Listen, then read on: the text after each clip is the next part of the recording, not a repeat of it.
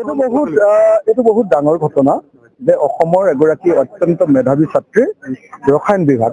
অৰ্থাৎ কেমিষ্ট্ৰি ডিপাৰ্টমেণ্টৰ প্ৰফেচাৰ গোৱালপাৰা কলেজৰ প্ৰফেচাৰ তেওঁ নিজৰ চাকৰি এৰি আহি এতিয়া আমাৰ ৰাইজৰ দলত অহা 5 তাৰিখৰ দিনা পৰহিলে যোগদান কৰিব আৰু এইটো বৰ ডাঙৰ ঘটনা যে সাধাৰণতে কোনো চোকা বুদ্ধিমান মানুহ আৰু সৎ মানুহ কেতিয়াও ৰাজনীতিলৈ আজিকালি নাহে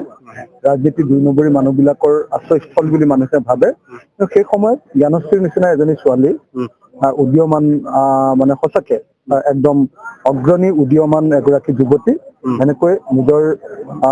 চাকৰি এৰি এনেকৈ অংশগ্ৰহণ ৰাজনীতিত অংশগ্ৰহণ কৰিবলৈ অহাৰ কাৰণে মই তেওঁক অভিনন্দন জনাইছো তেওঁক শুভেচ্ছা জনাইছো আৰু জ্ঞানশ্ৰীক আমি এতিয়ালৈকে কোন সমষ্টিত ইলেকশ্যন খেলাম তেনেকুৱা কোনো কথা ভবা নাই পৰহিলে যিদিনা যোগদান কৰিব যোগদান কৰাৰ পাছত তাইৰ লগত আলোচনা কৰিম মই তাইক বাৰম্বাৰ কৈছিলো যে তুমি তই হেৰি কৰিব নালাগে চাকৰি এৰিব নালাগে কিন্তু তাই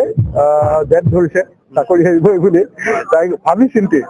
কৈছে যে তাই দেউতাকৰ লগতো মাকৰ লগতো কথা পাতিছে শহুৰেকৰ লগত শাহুৱেকৰ লগত কথা পাতিছে হাজবেণ্ডৰ লগতো কথা পাতিছে চবৰ লগত কথা পাতি সিদ্ধান্ত লৈছে যে ইলেকশ্যন খেলিব